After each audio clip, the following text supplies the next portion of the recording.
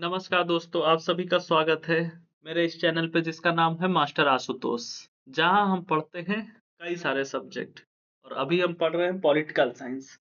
इससे पहले वाले लेक्चर में हम पढ़ चुके हैं different approaches of political science. हमारा अगला अप्रोच है Marxist approach. Marxist approach political science का एक बहुत ही महत्वपूर्ण प्रिंसिपल है जो कार्ल मार्क्स और फ्रेडरिक एंगल्स के विचारों पर आधारित है। यह अप्रोच सोसाइटी, पॉलिटिक्स और इकोनॉमी को एक हिस्टोरिकल मेटेरियलिस्ट नजरिए से देखता है और पावर तथा रिसोर्सेस के वितरण को क्लास स्ट्रगल के संदर्भ में समझाने का प्रयास करता है।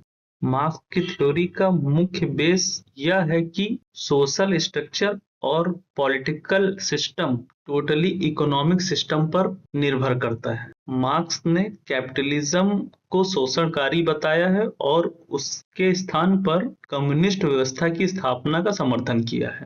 मार्क्स के अनुसार समाज की संरचना सिर्फ दो भागों में बटी हुई है, एक इकोनॉमिक बेस, एक सुपर स्ट्रक्चर। इकोनॉमिक बेस में वो चीजें आती हैं जिनसे प्रोडक्शन होता है, जैसे कि लैंड, मशीन्स और कैपिटल एंड लेबर।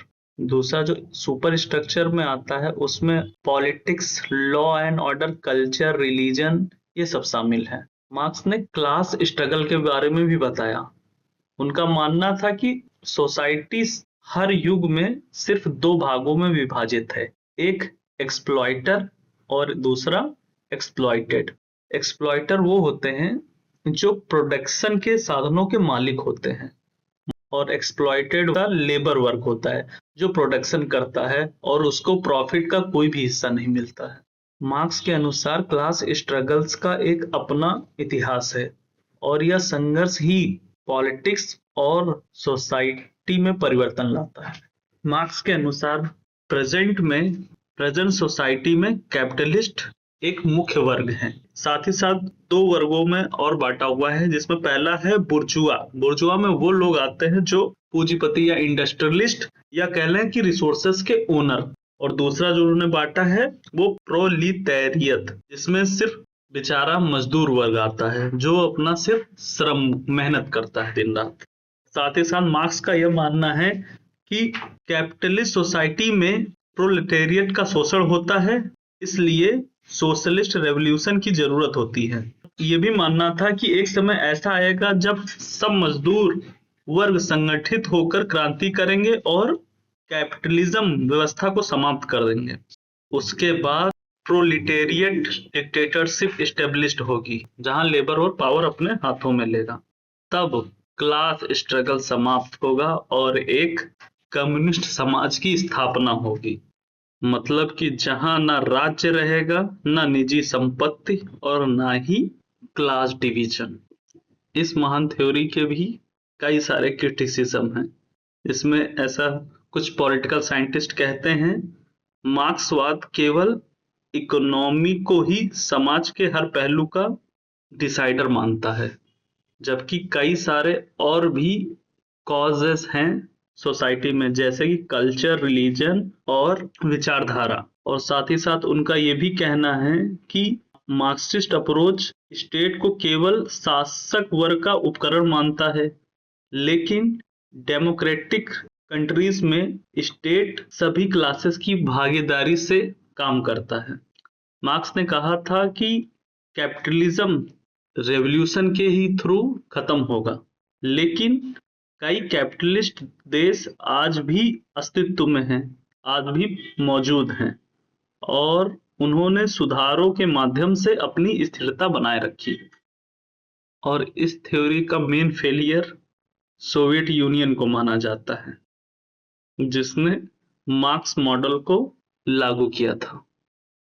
अगर इसका हम कंक्लूजन करें तो मार्क्सिस्ट अप्रोच पॉलिटिक्स को इकोनॉमिक और सोशलिस्ट संदर्भों में देखने की एक सशक्त प्रणाली है, हालांकि इसकी कुछ सीमाएं भी हैं।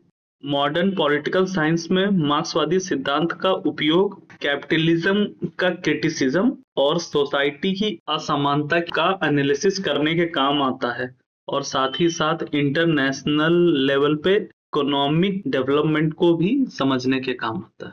अब हम अपना अगला टॉपिक पढ़ेंगे जिसका नाम है rational choice approach. Rational choice approach, ये अप्रोच पॉलिटिकल साइंस का एक इम्पॉर्टेंट अप्रोच है जो ये मानता है कि राजनीतिक प्रक्रियाएं व्यक्तिगत स्तर पर लिए गए रेशनल डिसीजंस का ही परिणाम होती हैं। यह अप्रोच इकोनॉमिक मैथमेटिकल मॉडलिंग से प्रभावित है और यह मानता है कि इंडिविजुअल्स सेल्फ इंटरेस्ट को ज्यादा से ज्यादा बढ़ाने के लिए निर्णय लेते हैं। इस अप्रोच का development Anthony Downs, William Riker, James Buchanan और अन्य इकोनॉमिस्ट और पॉलिटिकल साइंटिस्टों ने किया था। इसको नियो बिहेवियरलिस्ट अप्रोच भी कहा जाता है क्योंकि यह बिहेवियरलिज्म को मैथमेटिक्स और रीजनिंग के आधार पर एनालाइज करता है। यह अप्रोच ये बताता है कि मतदाता और राजनीतिक दल अपने डिसीजंस कॉस्ट बेनिफिट एनालिसिस के आधार पर लेते हैं। वोटर्स वही पार्टी चुनते हैं जो उन्हें ज्यादा से ज्यादा लाभ दे सके।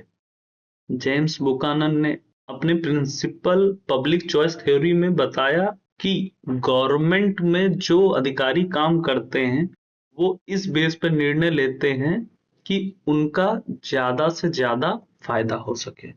और विलियम राइकर की गेम थ्योरी हमें ये बताती है कि पॉलिटिकल कोएलिशन कैसे बनते हैं। या फिर हम अगर कहें कि यह अप्रोच पॉलिटिकल साइंस में एक महत्वपूर्ण सिद्धांत है जो यह समझाने का प्रयास करता है कि लोग राजनीतिक निर्णय कैसे लेते हैं। यह विशेष रूप से voter behaviour, policy maker, coalition politics और डेमोक्रेसी के स्टडी में बहुत उपयोगी है।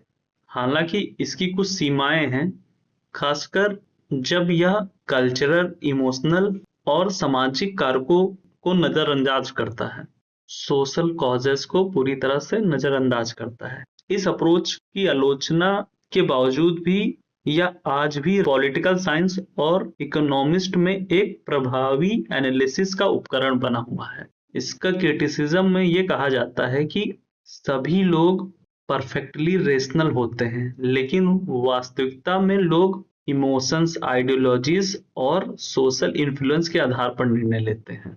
और ये अप्रोच यह भी बताता है कि केवल यह अप्रोच सिर्फ कॉस्ट बेनिफिट पर ध्यान देता है और संस्कृति, ऐतिहासिक और मनोवैज्ञानिक पहलुओं की अनदेखी करता है।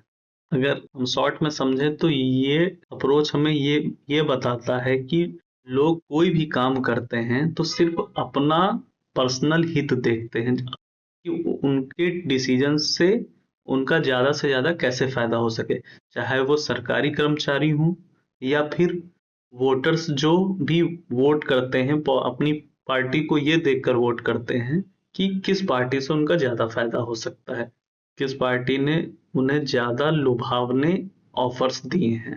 अब हम बढ़ते हैं अपने अगले अप्रोच की तरफ जिसका नाम है फेमिनिस्ट अप्रोच। तो फेमिनिस्ट अप्रोच पॉलिटिकल साइंस में एक मॉडर्न अप्रोच की तरह उभरा है जो ये बताता है कि फेमिनिस्ट अप्रोच राजनीतिक, सामाजिक और आर्थिक रचनाओं में जेंडर इनइक्वालिटी को उजागर करता है, जैसे पावर तथा रिसोर्सेस के असमान वितरण को चुनौती देता है। यह अप्रोच पैट्रियार्कल समाज में महिलाओं के शोषण, उनके अधिकारों और उनकी राजनीतिक भागीदारी के बारे में विश्लेषण करता है। यह पॉलिटिकल साइंस में पारंपरिक सिद्धांतों की आलोचना करता है क्योंकि वे महिलाओं के अनुभवों और मुद्दों को अनदेखा करते हैं। इस अप्रोच के थ्रू हम पैट्रियार्की की आलोचना करते हैं। ऐसा कहा जाता है कि जो पॉलिटिकल इंस्टीट्यूशंस और सामाजिक संरचनाएं हैं वो पुरुषों द्वारा बनाई गई हैं। इसमें कोई भी महिलाओं के ग्रुप से या महिलाओं से कोई सलाह नहीं लिया गया है। सिर्फ ये जो संस्थाएं हैं ये पुरुषों के हित के बारे में, पुरुषों के हित को प्राथमिकता देती हैं। और इस अप्रोच के थ्रू जेंडर और पावर का एनालिसिस किया जाता है। फेमिनिस्ट अप्रोच यह मानता है कि राजनीतिक शक्ति का वितरण पुरुषों के पक्ष में झुका हुआ है और साथ ही साथ लॉ, पॉलिसी और पॉलिटिकल डिसीजन महिलाओं की जरूरत को अनदेखा करते हैं और ये वुमेन एम्पावरमेंट पे जोर देता है। इस अप्रोच का मानना है कि महिलाओं को समान अवसर, समान अधिकार और समान राजनीतिक प्रतिनिधित्व मिलना चाहिए। एग्जाम्पल के तौर पर समझें तो वुमेन्स रिजर्वेशन, इक्वल पे, शिक्षा और स्वास्थ्य सेवाओं तक सभी चीजों पर समान अधिकार हो जैसे कि पुरुषों का है। तो सारे अप्रोचों की तरह इस अप्रोच का भी कुछ क्रिटिसिज्म है। क्रिटिसिज्म में कुछ विद्वान ये मानते हैं कि फेमिनिस्ट अप्रोच न्यूट्रल अध्ययन की बजाय आइडियोलॉजी से प्रेरित है, और यह भी कहा जाता है कि ये ओवर जनरलाइजेशन है, जैसे कि कई फेमिनिस्ट अप्रोच वेस्टर्न समाज पर केंद्रित हैं और वे ग्लोबल डाइवर्सिटी को पर्याप्त रूप से नहीं समझते हैं, और ये अप्रोच थोड़ा बहुत एंटी मेल बायस है। इसको कुछ political scientist anti male approach भी कहते हैं। अगर हम इसका कंक्लूजन करें तो फेमिनिस्ट अप्रोच पॉलिटिकल साइंस में पावर, जेंडर और सोशल स्ट्रक्चर के गहरे एनालिसिस में सहायता करता है। इसने महिलाओं की राजनीतिक भागीदारी, नीति निर्माण और समाज में उनके अधिकारों की चर्चा को मुख्य धारा में लाने में महत्वपूर्ण भूमिका निभाई है। हालांकि इसकी भी कुछ सीमाएं हैं, लेकिन यह दृष्टिकोण राजनीतिक अध्ययन के लिए अनिवार्य दृष्टिकोण बना हुआ। तो अब हम बढ़ते हैं अपने अगले अप्रोच की तरफ, जो कि है पोस्ट मॉडर्न अप्रोच। यह अप्रोच 20th सेंचुरी के एंड तक डेवलप्ड हुआ और यह ट्रेडिशनल मॉडर्निस्ट अप्रोच की आलोचना करता है। यह अप्रोच मानता है कि ट्रुथ, नॉलेज और पावर स्थिर या सार्वभौमिक नहीं है, बल्कि ये कॉन्टेक्स्ट और लैंग्वेज पर डिपेंड करते हैं। पॉलिटिकल साइंस में पोस्ट मॉडर्निस्ट यह लॉजिक देते हैं कि राजनीतिक सिद्धांतों और संस्थाओं को किसी एक और सार्वभौमिक दृष्टिकोण से नहीं समझा जा सकता है। वे रैशनैलिटी, ऑब्जेक्टिविटी और यूनिवर्सल ट्रुथ की अवधारणाओं को चुनौती देते हैं। पोस्ट मॉडर्न अप्रोच इस अप्रोच को Michel Foucault, Jean Francois Lyotard, Jacques Derrida जैसे पॉलिटिकल साइंटिस्टों ने डेवलप किया। यह अप्रोच यह मानता है कि कोई भी ओनली ट्रुथ या रियलिटी नहीं होता। हर व्यक्ति और समाज की एक अपनी अलग एक्सप्लेनेशन या अपनी अलग एक पहचान होती है।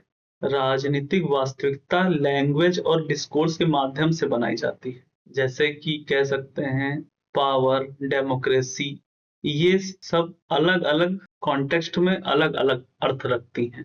अगर शॉर्ट में कहें तो पोस्ट मॉडर्निज्म अप्रोच ट्रेडिशनल राजनीतिक सिद्धांतों और आधुनिकतावादी विचारों की आलोचना करता है। यह पावर, लैंग्वेज और नॉलेज के बीच के संबंधों को उजागर करता है और दिखाता है कि कोई भी राजनीतिक व्यवस्था पूर्ण सत्य नहीं होती, बल्कि यह कॉन्टेक्स्ट और एक्सप्लेनेशन पर निर्भर करती है। साथ ही साथ इस अप्रोच के भी कई सारे क्रिटिसिज्म हैं, जैसे कि पोस्ट मॉडर्निस्ट किसी भी चीज को एब्सोल्यूट ट्रूथ नहीं मानते हैं, जिससे पॉलिटिकल स्टेबिलिटी की संभावना कमजोर होती है, और इस अप्रोच में कोई कॉन्क्रीट पॉलिसी सजेशन नहीं दिया जाता है। और साथ ही साथ ये भी कहा जाता है कि यह अप्रोच सिर्फ क्रिटिसिज्म करता है और इसका कोई सॉल्यूशन नहीं देता है। यह किसी भी फिक्स थ्योरी को स्वीकार नहीं करता है, सिर्फ और सिर्फ क्रिटिसिज्म तक सीमित रह जाता है। फिर भी यह अप्रोच पॉलिटिकल साइंस में नई सोच और प्लूरलिस्ट अप्रोच को बढ़ावा देने में सहायक सिद्ध हुआ। तो दोस्तों, इस टॉपिक के साथ समाप्त होते हैं हमारे मॉडर्न अप्रोच के सारे सब अप्रोचेस। तो यह वीडियो आपको कैसा लगा कमेंट में जरूर बताएं। अगर अच्छा लगा तो लाइक करें, कमेंट करें और लोगों को भी शेयर करें। धन्यवाद।